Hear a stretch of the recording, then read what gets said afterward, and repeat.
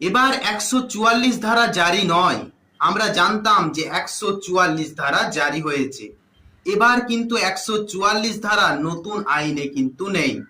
তাহলে আমরা কি বলবো? 163 ধারা জারি হয়েছে, নতুন আইন বিএনএসএস, ভারতীয় নাগরিক সুরক্ষা সংহিতা।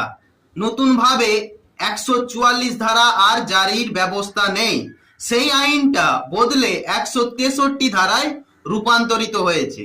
সেই ক্ষেত্রে আমরা জনসাধারণ সবাই বলবো 163 ধারা জারি হয়েছে। যেমন পরিস্থিতি কন্ডিশন যদি ঘটতো যে 144 ধারা জারি হতো, সেই রকম সিচুয়েশনেই 163 ধারা জারি হবে। 144 নয়, 163। 144 ধারা কখন জারি হতো? 144 ধারা পুরনো আইনে 144 ধারা পুরনো আইনে কখন জারি হতো, সেই রকম ভাবে